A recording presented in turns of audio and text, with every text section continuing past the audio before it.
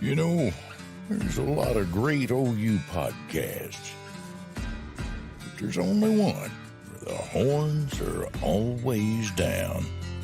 Ladies and gentlemen, this is the Horns Down Podcast. Ladies and gentlemen, back with another episode of the Horns Down Podcast. I got my guys with me. I got Jay from Unfair Sports. You already know what's going on. Definitely, hey, if you want to hear some good stuff tonight, got Justin Harrington coming on the show, right, Jay? Tonight, yeah, we got to put on tonight. Yeah. Hey, so be there because we all praying, fingers crossed that everything goes well. Get that medical red shirt. That's our cheater next year for sure. Then we got behind enemy lines, we got Nick Battle, his corner. Texas is in the college playoff. They've been there. No, they haven't. I'm sorry.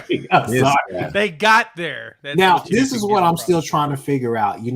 I get on Twitter after the whole, the aftermath of it. I'm thinking I'm just going to see nothing but FSU, but I get on to see a bunch of grown ass men videotaping themselves watching Texas get in. But hey, everybody's not a winner all the time, but that's okay. But we got Nick tonight, and Nick's he's gonna educate us a little bit about that. But look,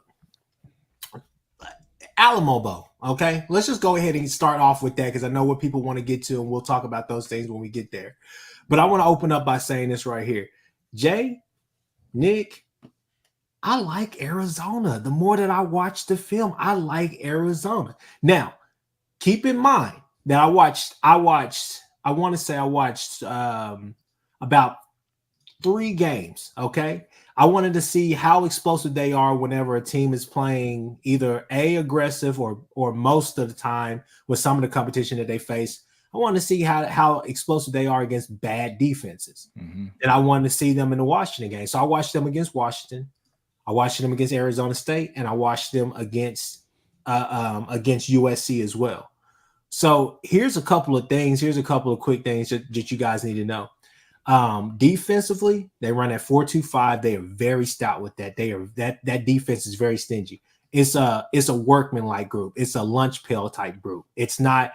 I don't necessarily think they have a star on that defense, but it's a crew that if you get them in a rhythm, they can force turnovers. They can force 3 and outs like no other. And that front.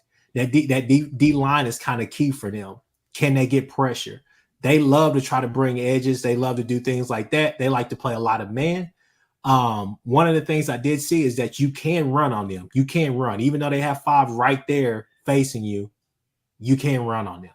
So, and it's not one of those things, Jay, where how our scheme is. We want to just get a gap pretty much with our tackles. And then boom, you got a linebacker coming downhill, make a miss, and then you're gone.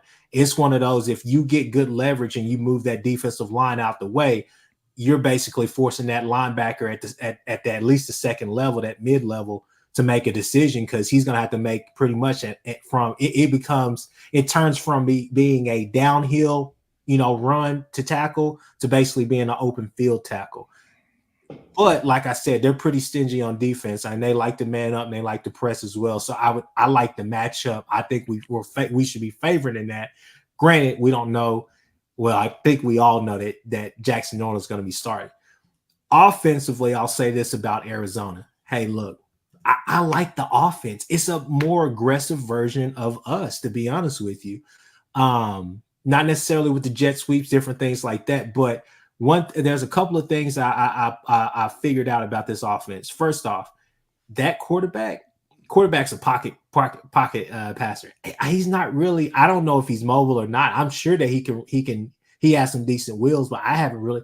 From all the games that I watched on him, he didn't really look like he had to run, but I didn't really see if he could run, if he was mobile. But I will say this though, they love those trips. They will try to find a trip set if they can. They will go forward wide. They'll have some quad looks. They'll have some looks where the tight end looks like he's going to be blocking, and then he ends up getting into the passing formation as well. So they love trips. They will put trips to the left, trips to the right. It will look like it's a clear out. They'll have, and they kind of have a sprinkle of like Texas and UCF as well, because they like to, off of those trip sets, they like to kind of run, okay, we're going to give you a screen look. We're going to give you a couple of bubble screens underneath like that you're going to have to account for. So they have some of those sprinkled in. So I really like the offense, man. It's the trips look. It's the quarterback. He's accurate. They kill zone. And that's kind of something that I would kind of be worried about. The wide receivers, I'm not going to say they're elite, but they run really good routes. So I'll turn it to you and just ask you kind of what are your initial thoughts about this matchup and what are your thoughts about Arizona? So me or Jay? Oh, Jay. Oh, Jay. Yeah. I'll lead us off. So Nick knows this. I've been on Arizona for what, 2 months now? Yeah, about 2 months. Is that kind of when I started hitting everybody with it on the Bleacher Report show? Like, I watched him earlier in the season, and it was the USC game that really got my attention. Trying to remember, who did they play first? Let me see. I'll tell you right now because I'm actually looking at them up. It was first I saw the Stanford game. And I was like, okay, man, Stanford's garbage. Surprise, Arizona won. I thought Stanford would win that. But then I watched that Washington game, and that's when Fafita had to go in there. And if I'm correct, he had to go in there and try to help them win that game because they lost a starting quarterback. So he goes out there, throws for 232 and 3 touchdowns as a freshman, going up against Washington at the crib, but against Washington, who has shown us some stuff. And I'm like, oh, okay, it's a little interesting. And then the USC game, they went to 2 overtimes in that game. You're like, oh man, they battled it out down at the Coliseum, but at the same time, it's USC, right? You can't really, can you really give people props for scoring 42 points on USC? Not nowadays, right? No. But then those fools rattled off 6 straight wins. I'm just like, dog, there's something different about what Jedd Fisch is doing there. And I'm really surprised that he did not get a job offer or he wasn't pursued harder for a job because, man, that was a quick turnaround there at Arizona. Like, that was fast. And he shows that he can recruit. And, they just went out there and balled out. And so, the fact that they gave it to not only, they played 4 straight rated games, teams that are ranked, Washington, USC, and they lost both, but then they beat Washington State and Oregon State. Then they beat UCLA. So they beat 3 teams straight that were ranked. Then they gave it to Utah, who's been dealing with quarterback situations, but still they gave it to Utah. I like the way that they're set up. Like, you broke it down good, Chris. My initial watch on them is I think that if you can you got to force Fafita to move. Yeah. Because Noah Fafita don't like running at all. He has 2 yards rushing this season on 31 carries. He's not a scrambler. He is a pocket guy. You make him move, he going to have problems. Yeah. That's what you got to focus on, to me, on their offense. Defensively, the defensive line's not bad. Mm-hmm. It's middle of the road when I looked at like the advanced metrics. I think they're in like between the 40s and the 70s on most of the efficiency ratings or whatnot from like stuff and sack rates and all of that. They're decent in that capacity. So it's not something that's just world beating, but just the way that they play, the energy that they're bringing with these young players, man, they're just an exciting team to watch right now. So he's one of those you can't overlook them because they'll go out there and they'll beat you. Hence what they've done 6 straight games. Nick, I saw you in the comments saying that that's fool's gold. Explain fool's gold. The Pac-12 was the most overhyped conference in Power 5 football. The Pac-12 got so much recognition in the first 3 or 4 weeks. Colorado was booming. They were a top 15 team. Oregon was booming. Washington was booming. USC was booming. Oregon State was booming. Utah was booming. They won against who was it? Was it Florida? Was it? Yeah. It was Florida, right? Everybody was booming up until week 6. And then after week 6, all these teams went back to the mean. They started to go back to where they're supposed to go to. So I see that they lost against, Washington, USC, they won against Washington State, Oregon State, UCLA, and they had like a gauntlet of 5 straight games against ranked teams. Yes, they were ranked at that moment. How were they at the end of the season? Arizona has beaten one team with a record of 7. No, they've beaten one team that has a record better than 7-5. They've beaten some pretty mid teams this year. Yeah. The Pac-12 is weak. They're garbage.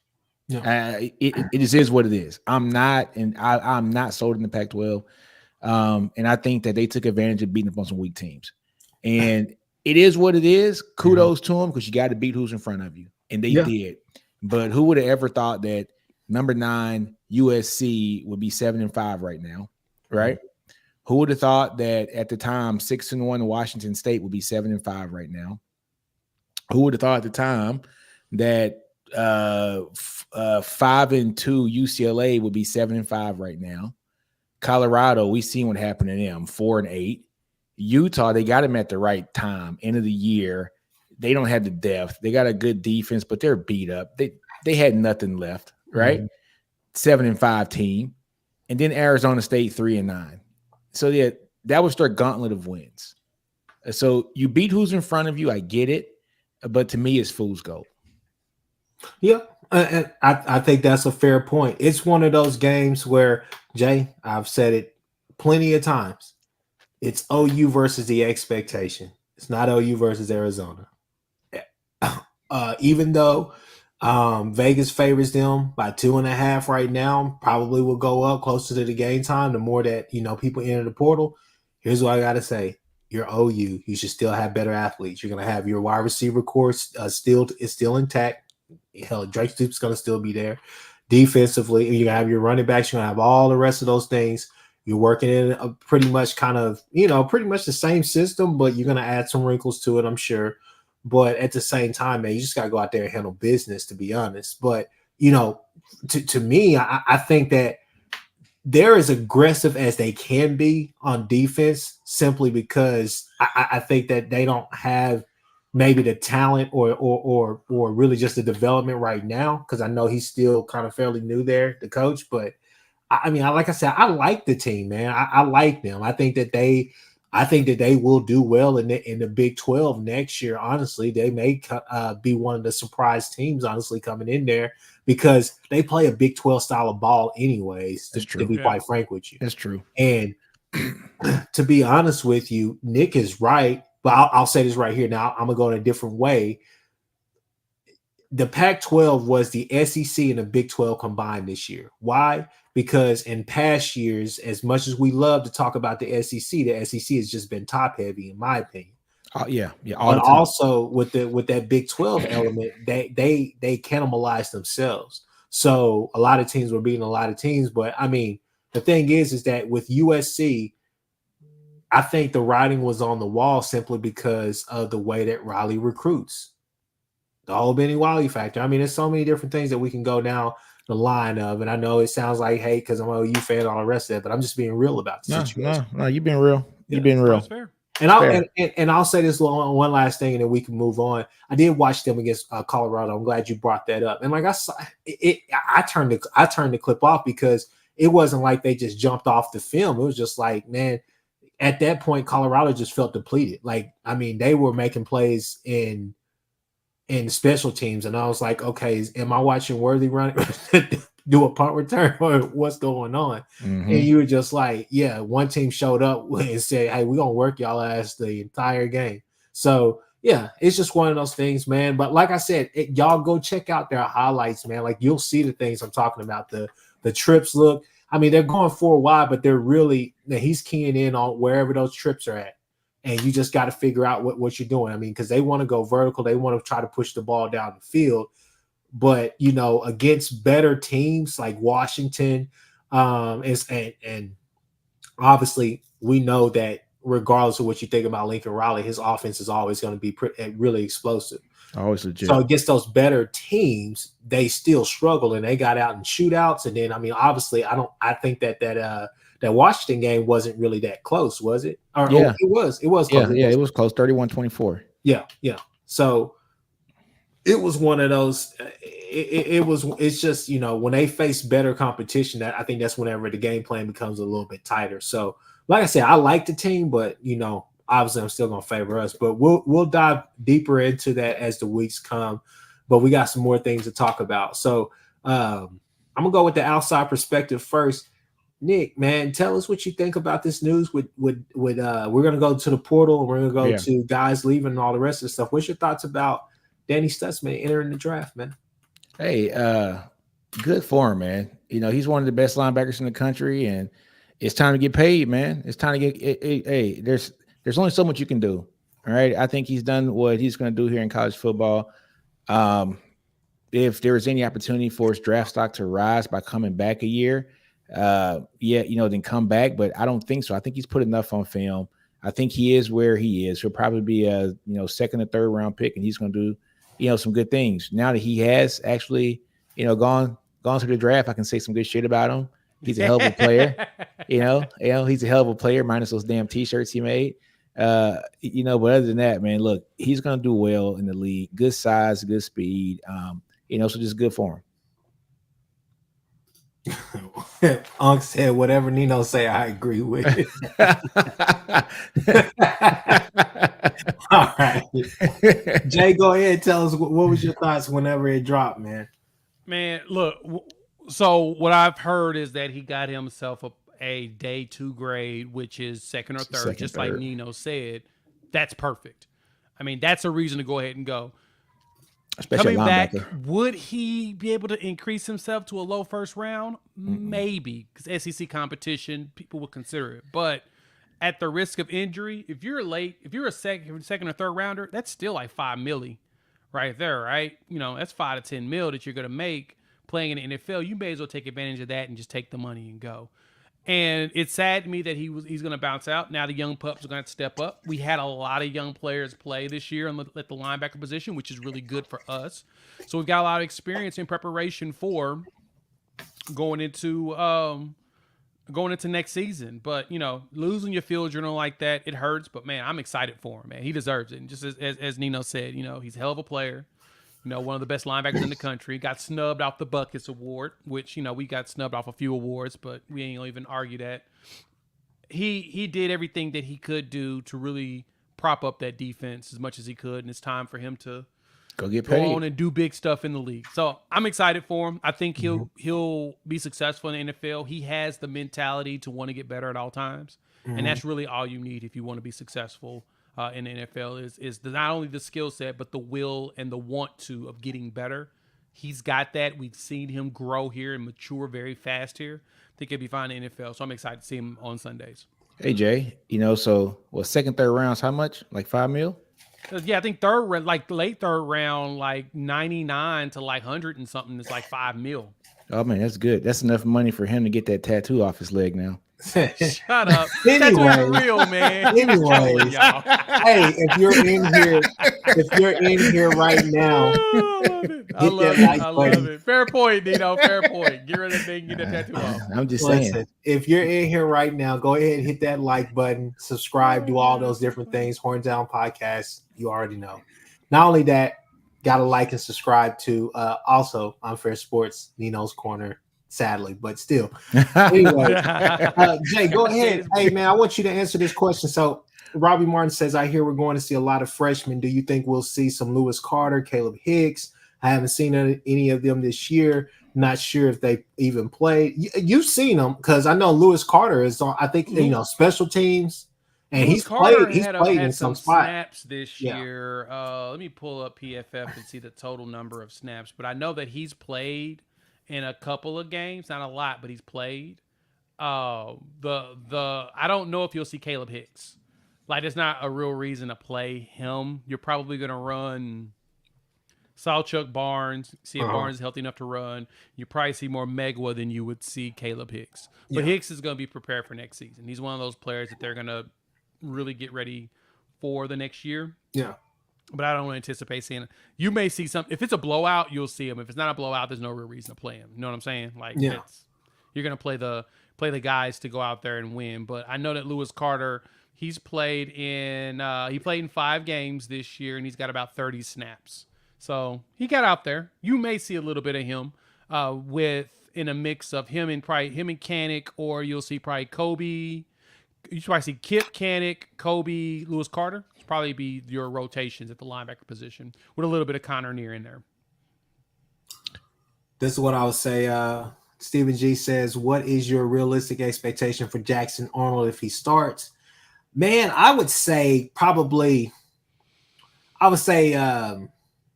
touchdowns, maybe somewhere between probably around 250 yards. probably the pass count is probably not that great. Probably like 14 and 24, something like that. I could see him having some really kind of gaudy like numbers, but having some big plays sprinkled in that really kind of make you, having a couple of wow factors and then a couple of drives where you're just like, okay, he's still a freshman, Right. What's your thoughts? If I'm going to give Jackson Arnold numbers, I'm going to say about 22 completions, 250-ish yards, probably 2 passing touchdowns with a rushing touchdown. So I can go with the 3 touchdown. That makes sense.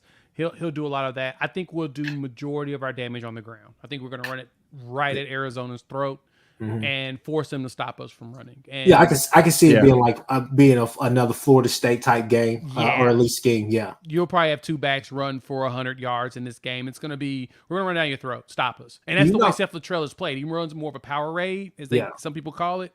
He likes to get it down your throat. He wants to use brute force and strength and toughness to beat you, and so I anticipate that's where we're going to go with it. I don't know about that, guys.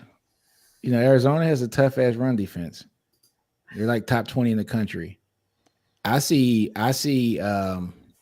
you guys running it, just straight up handing the ball to the running back. I see Jackson Arnold being effective with his feet. I agree.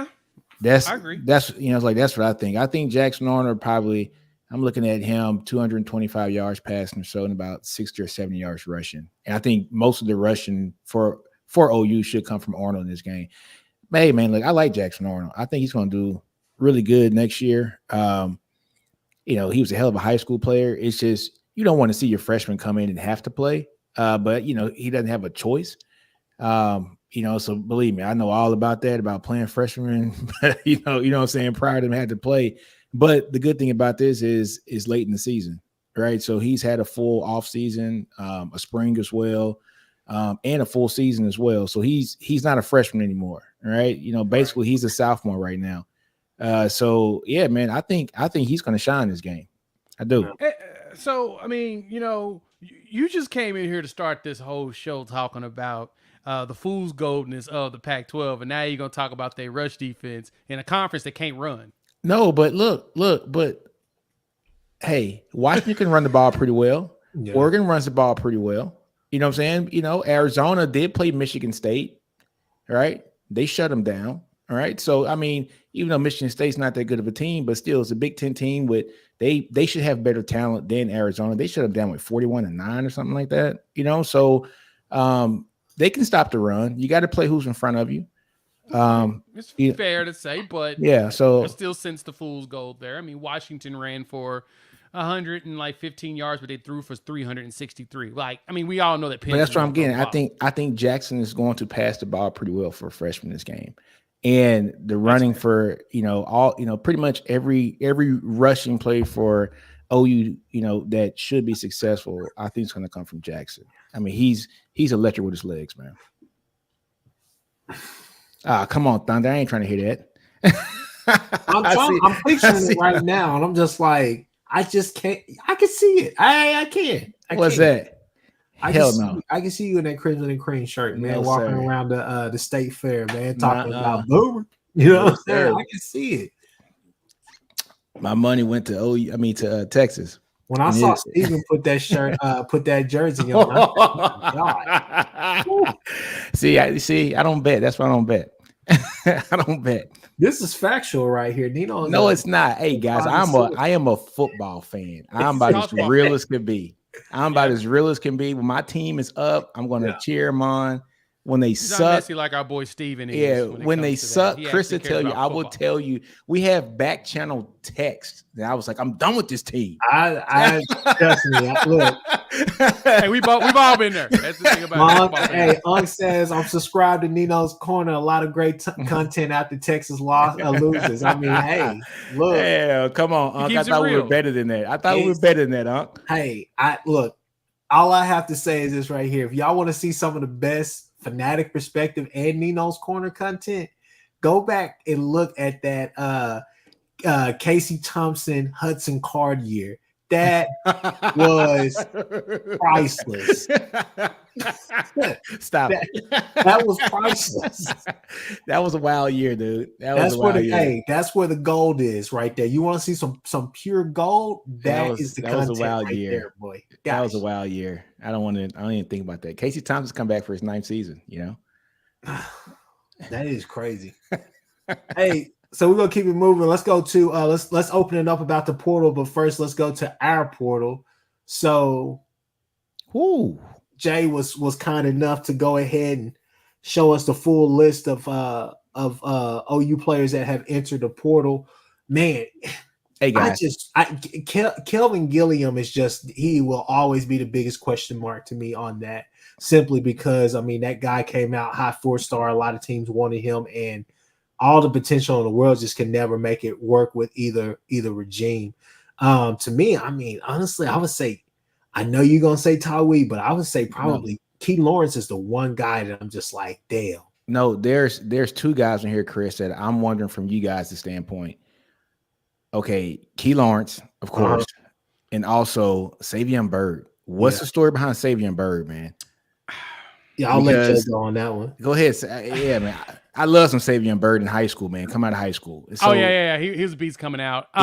He's another one example of the what ifs type players. It never clicked for him in a full game.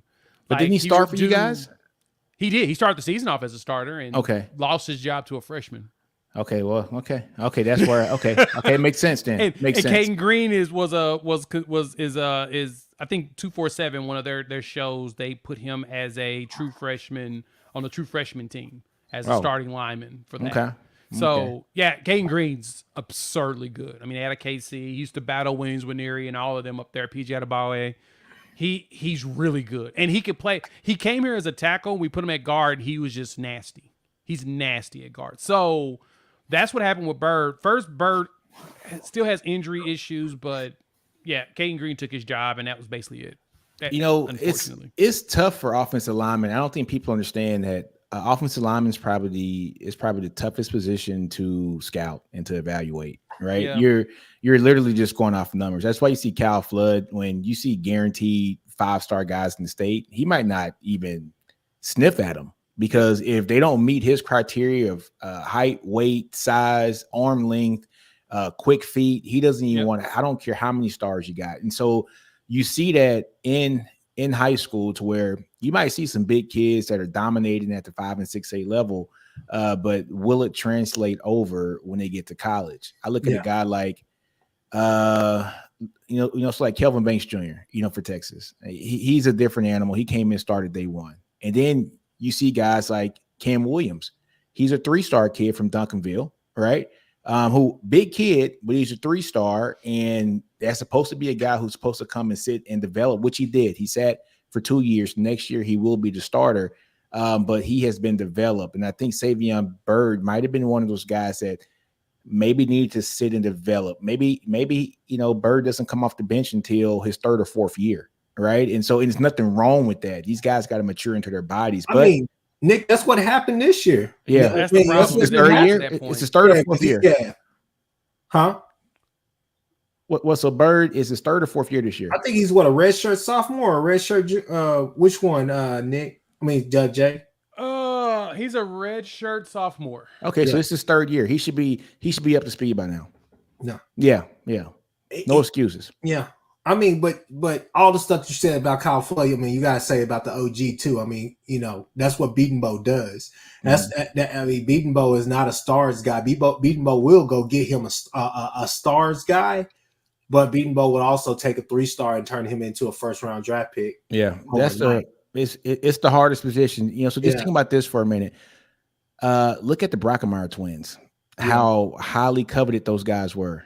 Right. Mm-hmm. I don't think either one of them has had any success in college football yet. No. So just think, they were a 5-star number 1 tackle in the country. Mm-hmm. The brother was a high 4-star center. Right. And so one's at TCU, and where's the other one at, SMU or something like that? I don't even know where they're at right now. You know what I'm saying? So it's hard for O linemen. It just we had really high hopes. I say we, Maybe I'm talking for about a small chorus of OU fans. A minority of people, yeah. Maybe not even Joe. Maybe not even Jay. But we had high hopes, not only for Savion Byrd, but we had high hopes for Andrew Rain coming out of high school, 4-star home state kid from Broken Arrow. Thought he was going to be, from what they were telling us that, hey, he has a chance to be better than Creed Humphrey. Creed freaking Humphrey. Oh man, that's high praise. Yeah, and that's high praise, man. Honestly, he's just underwhelmed. I know I'm being critical, but if I may, I'm just saying he's just underwhelmed, and I think that's what kind of it pisses you off, it makes you sad, and it makes you wonder what could have been if we would have got the best out of Savion Byrd, simply because Jay and I said it coming into the season. We talked to Ty about it. You have to for all the deficiencies that Andrew Rain had as our center, he was never I can't say never. He didn't have the hog mollies on the interior, the guys that were willing to, I may take a punch, but I'm swinging back, and you going down. He never had consistency there to really hide any problems that he had as a center. So it showed, because any nose tackle that was remotely athletic or just a biggin, you know what I'm saying? Just country strong. He struggled with those guys. You get what I'm saying? It wasn't really him doing anything to keep Sweat or Murphy from getting back there. Hell, it was just a scheme that Lebby had. Lebby said, no, we're going to go tempo the entire time, wear these guys out, right? So, that's the thing, is that, going forward, we got to have a center that is, it's not even to me about athleticism. It's just about, hey, he got to be tough. He got to be strong, and he's got to be able to move guys, because a lot of the penetration was really coming from, in my opinion, Jay, you may disagree with me, but between him and McGuire on that side, we never got the consistency that we needed. That was the big deal with Rain, is you didn't get the consistency you wanted. But I mean, he's going to the draft now, so he'll end up getting drafted somewhere late. And if he develops and continues to work his butt off, he may become something in the NFL, which would be one of those unfortunates of, dang. Why can't we get that in college, right? Yeah. Like some players, you see that too. You see them, they go to pro, and you're like, man, dang, dude, where was that when we needed you? What's funny, Jay? We had a guy that played for us. What's the guy's name? Brendan Schooler, right? And he was, you know what I'm saying? But he goes as an undrafted free agent to the Patriots, and he's like all pro right now for special teams. And it's like, where was this? Right. Where was it? Like, why ain't we seen you you was here 4 years? We got none of that. Go to the pro. We'll give him, man. Look, man, he was underneath the Tom Herman tree. So look, I'll give him the benefit of the doubt. You know what I'm saying? Those are some bad years. Fair point. Yeah. So as we kind of just wrap this segment up, what are your, Jay, are we losing too much? I know people out there in the chat talking about Key Lawrence going to Ole Miss and all the rest of that stuff. Are we losing some key guys that we could have next year, or do you think we'll just be fine as far as making moves in the portal with the freshmen that we're bringing in as well?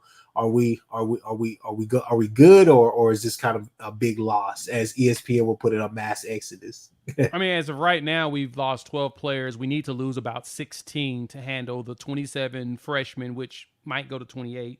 Freshmen we've got coming in, and we're probably going to add an additional 10, because BV mentioned it during the Alamo Bowl presser today. He said that he anticipates 37 new players on the roster next year, 27 freshmen, 10 transfers minimum. So to make the scholarship numbers work, we need to get rid of about 7 more people. Now, Jay, hey man, so tell me about the running backs though. Seeing those 3 guys, which one was like your best running back this year? Our best back was Gavin Sawchuk. He actually finished the season the strongest. Tywee was right behind him. Yeah, that's what I'm thinking about Tywee, yeah. I think Tywee may actually play in the bowl game. He actually may be around during the bowl game. And it's Smothers is a freshman. So Smothers' situation, I think he got homesick because he left in August. Mm-hmm. He left, went back to North Carolina, and I think they talked him back into coming. He came. He probably saw 2 games of action, but I think he's going back home. That makes sense. In which, you run into when you snatch a top player out of another state, occasionally you're going to run into one that's going to be like, I kind of miss being back home. Yeah. And they end up going back. And so he's one of those where, like, none of these players on here concerns me as far as a loss goes. I knew Dylan Gabriel was going to be here no more than 2 years. And I think the Senior Bowl snub is the only reason why he didn't go to the NFL draft. If he would have made to the Senior Bowl, he would have done enough to get himself a late round draft pick. Yeah. But because of the snub, he didn't get pulled in for that. I think that's the reason why he decided to go ahead and just transfer and play one more year of college ball. And then at that point, either the pros give him a chance or he ends up going and coaching somewhere. Which I'm surprised that he left. I'm thinking continuity of system.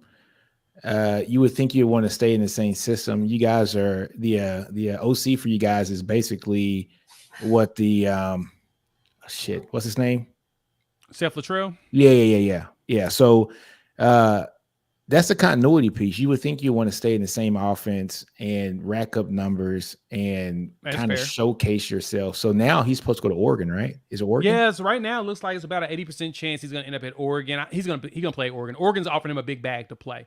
So the good thing for us is that's the reason why Venables got Luttrell after he got fired from North Texas. Luttrell and Bedenbow, our offensive line coach who's been there over 10 years, they were both co-OCs at Arizona. Mm-hmm. And because of that, knowing each other's offensive line tendencies and, the way plays are called and tendencies and how you want things to run, you will probably get a better flow between those two than we did with Lebby and his offense. Now, Lebby's offense was absurd, of course. He put up, fourth in yards and all the numbers. He put up all these beautiful stats, which is it was the why we piece. expected him gone within 2 to 3 years. He was a 2 to 3 year rental.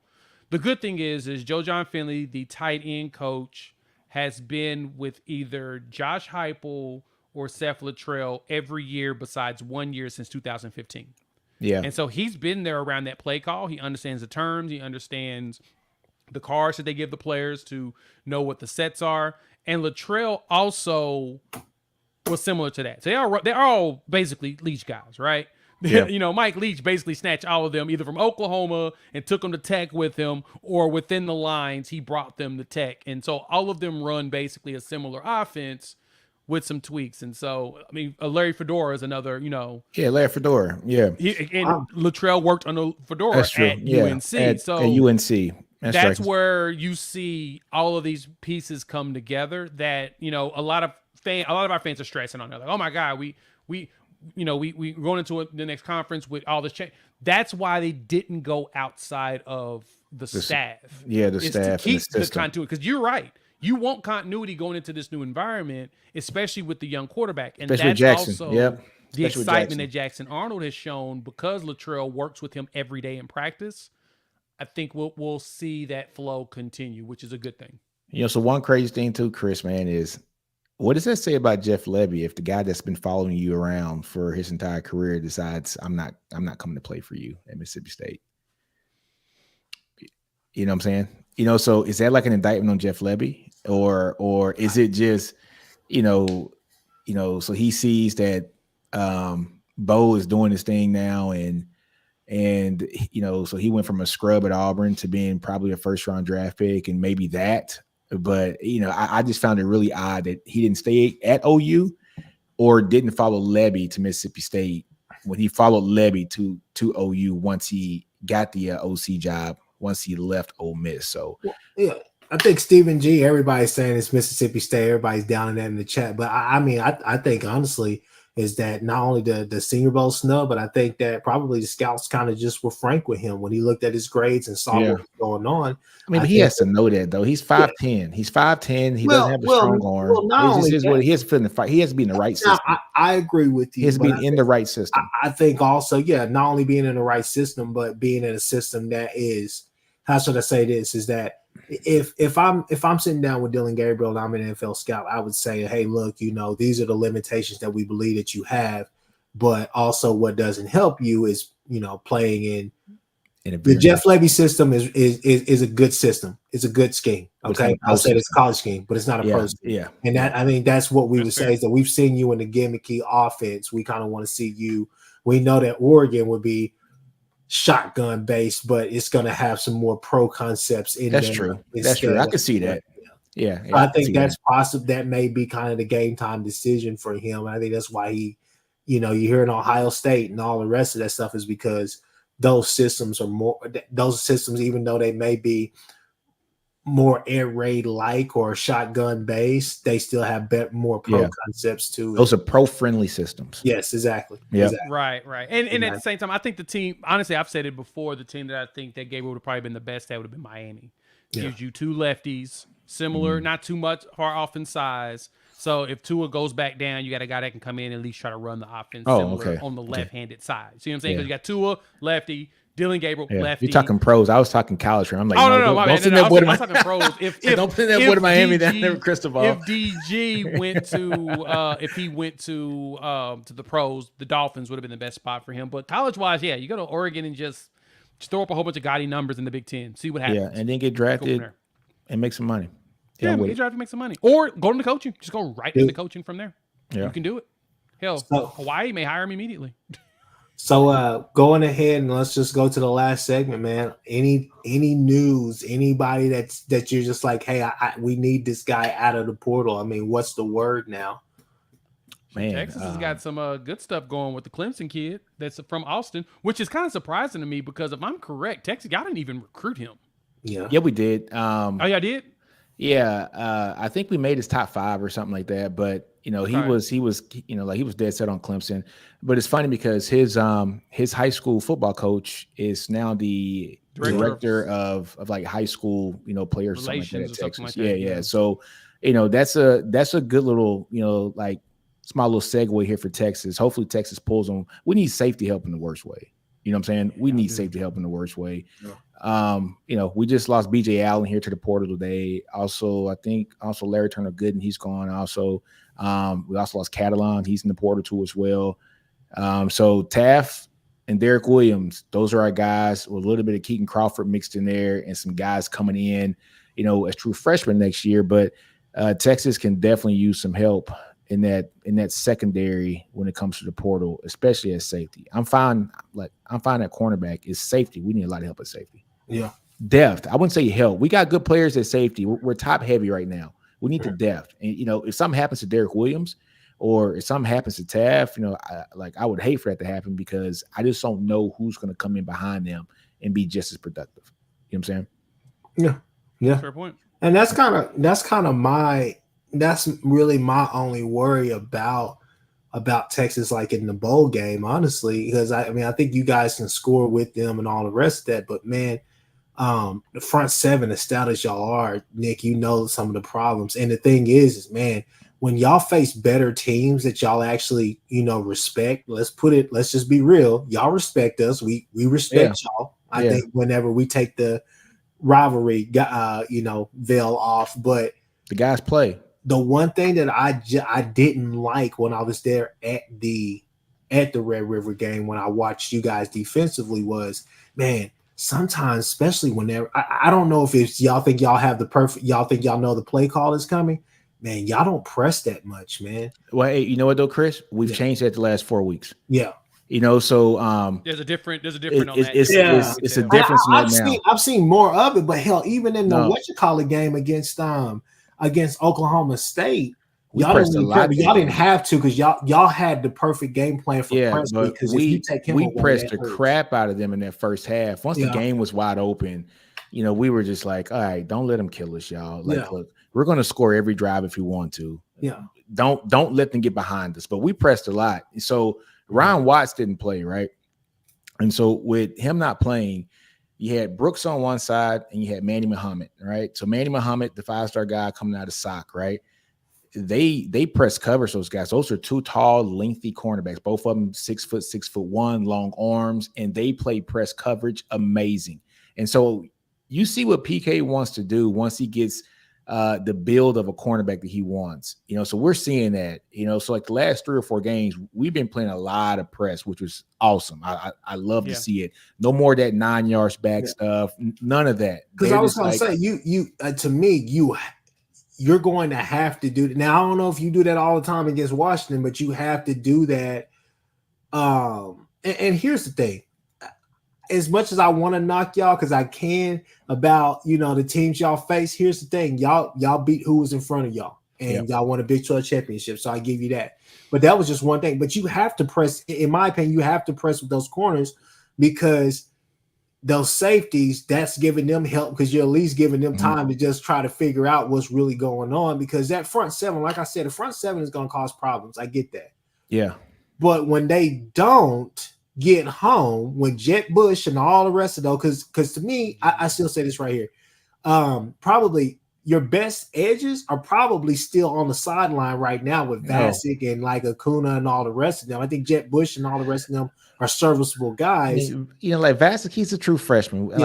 So we don't know what he's going to be. I'm talking about just off of just pure talent. I think that those guys are probably more talented, but I think that when you go, you only saying that because he was an OU guy.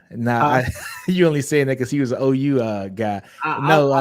Look here. I'm trying to talk football here, man. Nick, be quiet. Look, all I'm saying is this right here. Okay, here you go. Those guys are Jet Bush and all the rest of that stuff. That's cute. Okay. But Jet doesn't play as much. It's Ethan Burke. Ethan Burke and Barron Sorrell. Yeah, never heard of him. But I'm still saying this right here is that in the interior is where y'all strong is at, but also y'all got a man behind both of them in Ant Hill. I'm sorry, I'm still not the biggest believer in Jalen Ford. I think Jalen Ford has been probably if y'all would have had Overshown this year, like I said, be honest with you, I'll be real with you. Overshown is probably my favorite Texas player ever. I don't know why, but I just thought the kid was electric, man. He made plays all over the field. And he was disrespectful in a way that I could respect against OU whenever he played. So him and Anthony Hill are a lot alike.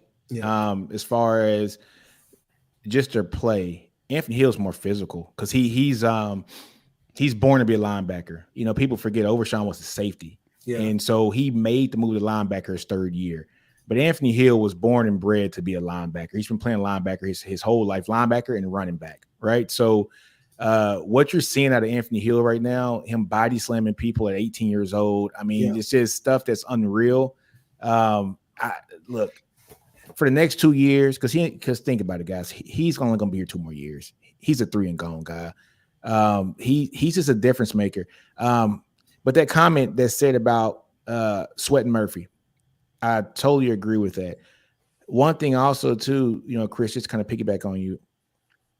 If they play press and they come up to that line of scrimmage and press those wide receivers, man, that's going to give, I think, Sweat and Murphy even more time to get to the quarterback. You throw those guys off route initially, give them another split second, and that's all you need in the line. It might not, Jay, go ahead and back me up. I don't know if you want to press. No, but it all depends. It has to be in situations. Those boys are good, man. They are. Elite, man. They may have the best wide receiver room in the nation, bro. Them boys get down. But you know what though, Kchris? This is gonna be a track meet. Yeah. And I don't think people don't understand how much of a track meet this is gonna be. They suck in pass defense. They're worse than us. We're not that good in pass defense either.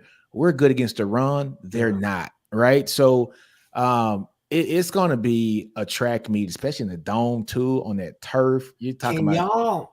My question is simply this right here, because coming into the season, there were certain Texas fans. I won't say names, but there were certain Texas fans who were, we're gonna score at least 40 a game, maybe even 50, and as explosive as y'all make a lot of explosive plays during the game, but obviously the red zone has been a kind of efficiency been a problem.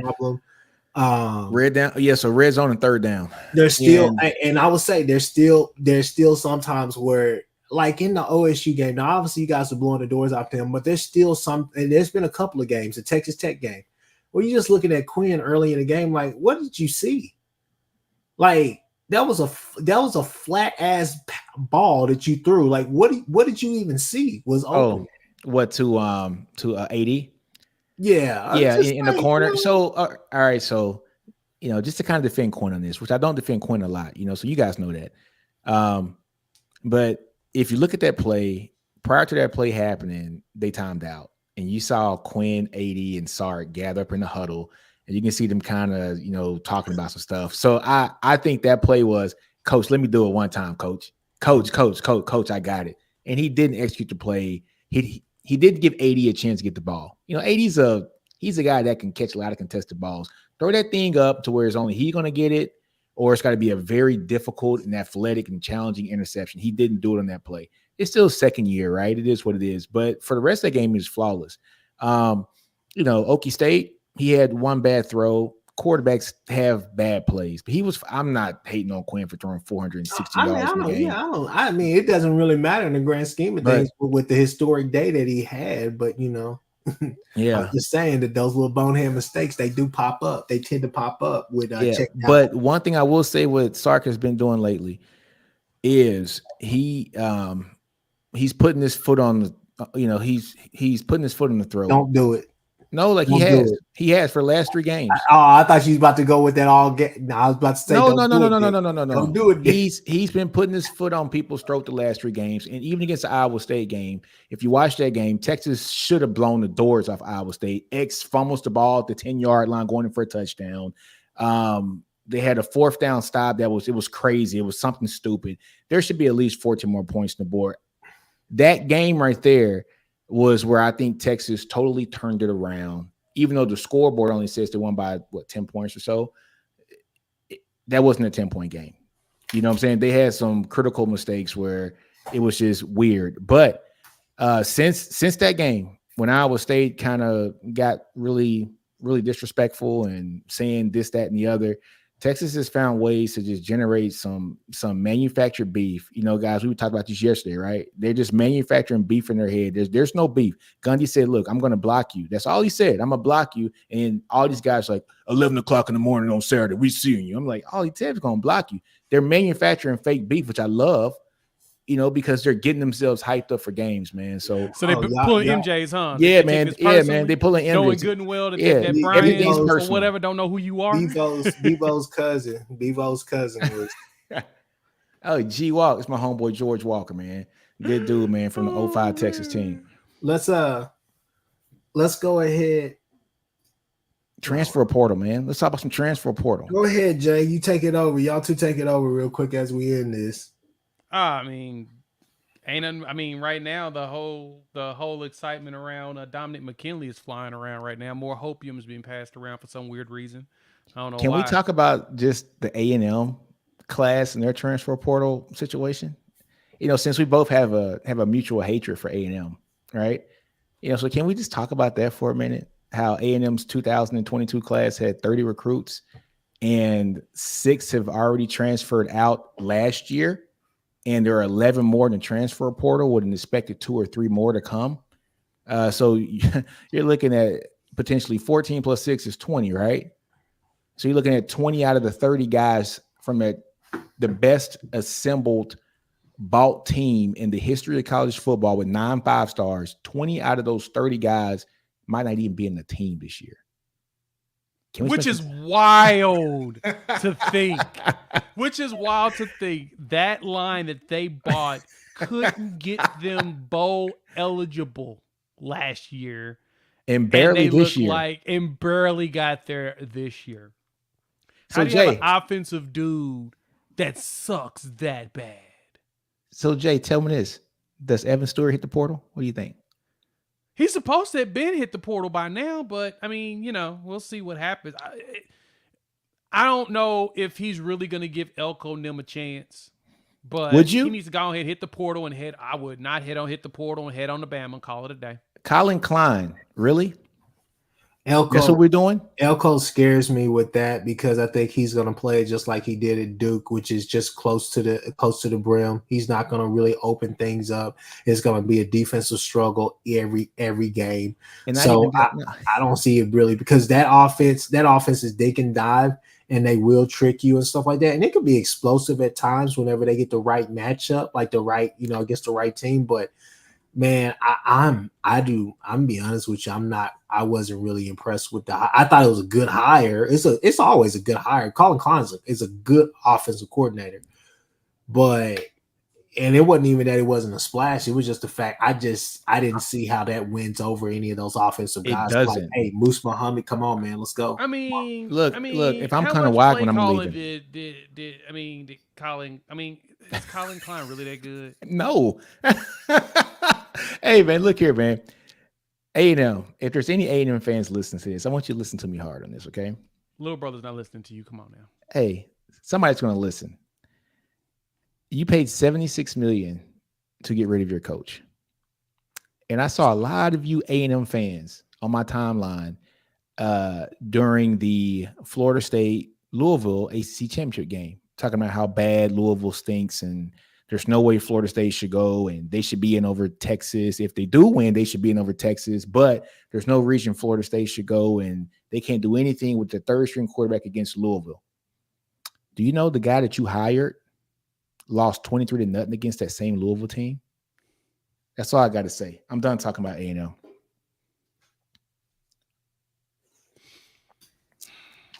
That's all I'm saying. Sound like somebody hate me on hard, boy. You waiting for that game, boy. I'm just saying. I know you was looking at that ESPN schedule like, nah, it should have been earlier. Like, God.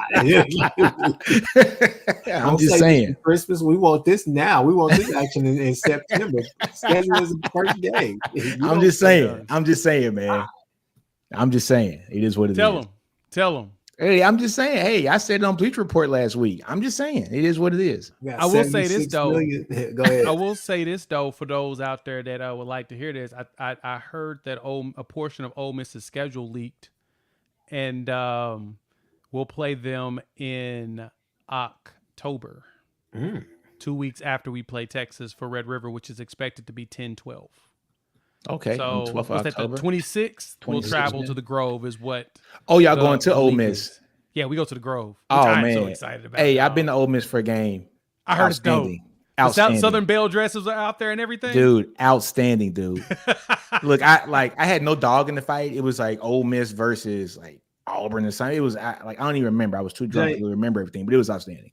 Jay, what we doing next year, man? We need to. Hey, let's do a road trip, man. Based upon the way this is set up, if Ole Miss is the 26th, I anticipate LSU to be the last weekend in September because that'll be our first road game. Because we play four home games straight. We play the three non-conference games. We play Tennessee at the crib. Then that will be our first road game, which will be the last weekend in September. I anticipate that will be at LSU. I like that. I will be at that game. I've already got my hotel booked.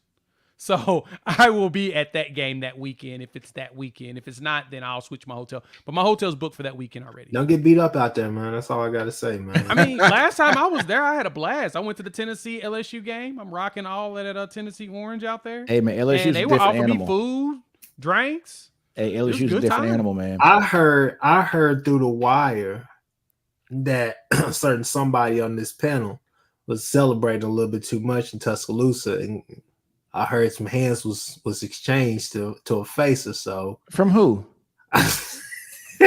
Please. Nick, you got beat up. Hell no. My balls lost, so come on, man. Yeah, I heard he threw the horns up in somebody's face that wasn't too happy. Yeah, hey, if anybody put some hands on me, a chopper coming out the trunk. Yeah, what it is. I'm from Shreveport, Louisiana. We don't play like that. We don't play like that. Coming out the trunk. You know what I'm saying? Out the trunk. Ratchet City coming out the trunk. It is what it is. But so I guess we'll end it here. Do you guys think that there will be an exodus there at Texas A&M? Because it's already happening. But I mean, for the guys that we really want. I mean, you or us, because I don't care who y'all want. I don't care what y'all want. I'm just saying for the guys. I'm saying collectively. This is supposed to be a family show. I'm just saying, look at you not being part of the family. Hey, we three vultures out there. You asked me if he was French. We three vultures out there. You French now? Who is we? I'm like, what are you talking about? We? Who is we? Who you French now? Dang, dog. I thought we was. That's I thought the we was burning eating French question. fries I together, my mean, brother. you Okay, know, Yeah, nailed man. it. Where does McKinley go? Does he stay? Because he was all 10 toes down when E-Rob was there. Yep, But E-Rob ain't there no more. And right now, Where- I mean, we've seen a few coaches out there hanging out with them. State championship game is next week. How about Walter Dandy. Nolan? Yeah. Where's he going? I've him heard a and lot of people LV. in I'm hearing contact. they're going out like east. Yeah, I heard so too. But I've heard no teams really are that interested for their price. yeah, but because that's when they're kind of just dudes. But that's when the come to Jesus meeting's going to happen. Yeah, and say, yeah, I know what you want, son, but it doesn't justify. I don't care what your prospect ranking was 2 years ago. I need to see what your production is, and it ain't there. Yes, and you can come over here and get developed, and you'll be a first, second round pick. All right, so that's going to be interesting. But Walter Nolan, man, dude, there's two things you can't teach in that size and speed. He's 6'4", 350 with good feet. With good feet, he really is. You can't teach that. You know what I'm saying? And great pad level at 6'4". So, Hey man, they got some dogs coming out of there, man. Somebody gonna be happy. I'm waiting on Hicks. I'm waiting on Dindy. I'm waiting on all. I'm like, man, E-Rob left. Y'all boys supposed to be in the portal now. But, hey, there's still a bowl game out there to be played. So, yeah. That's true. Yeah, man. Hey, so Chris, so give me your score, man, for Arizona OU. What you got it? Man, Arizona OU, I would say 35-21 us. What about you, Jay? I don't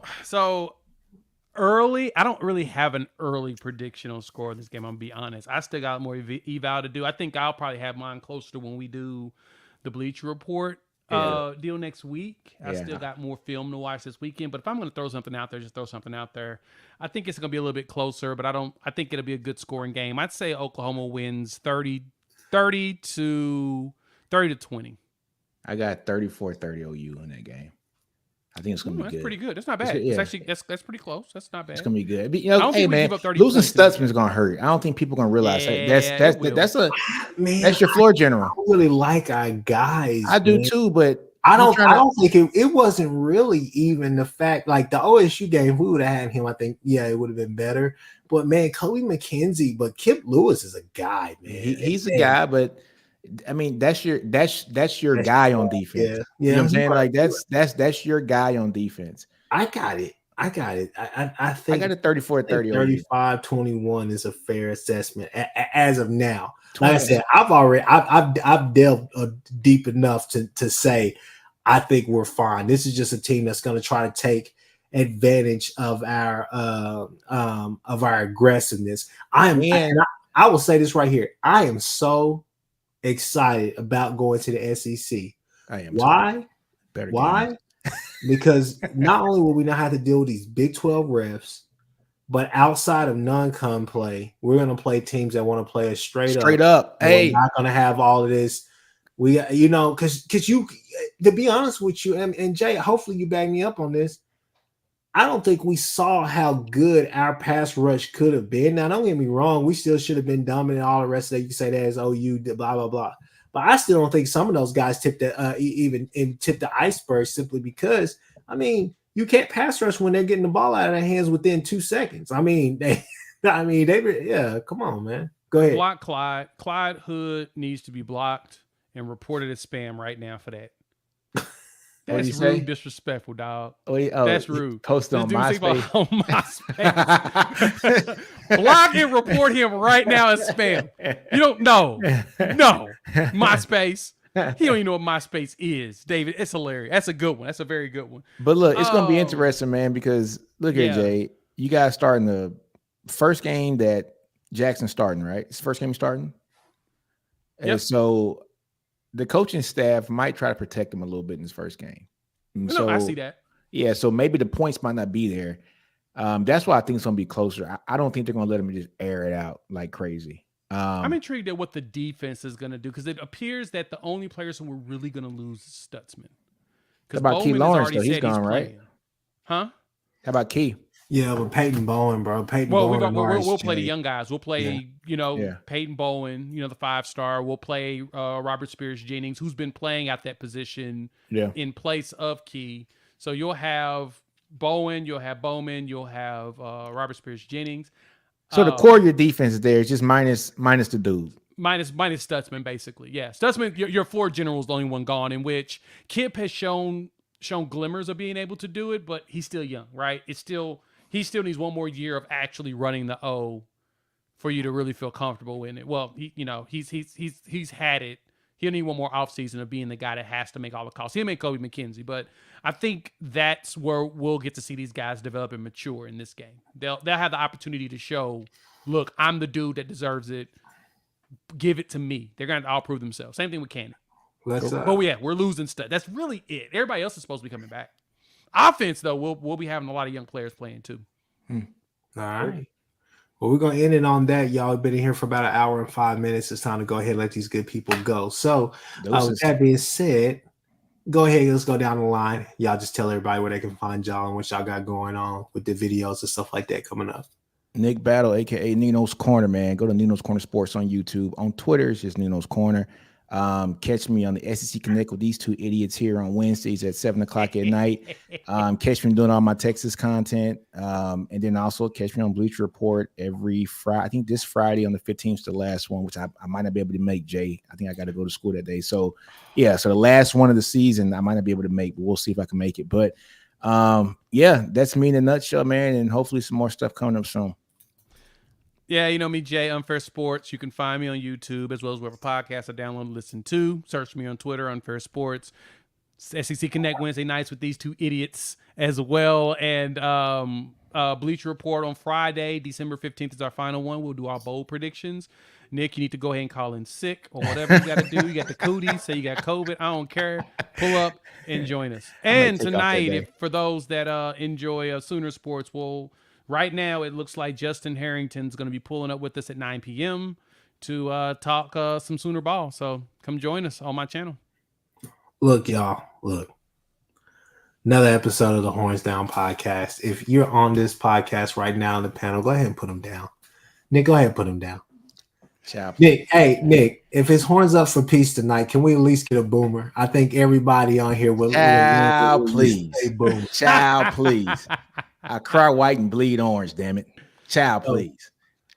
Again, y'all, if we don't see Nick for a while, okay, just blame it on Quintavious, Mullet Boy.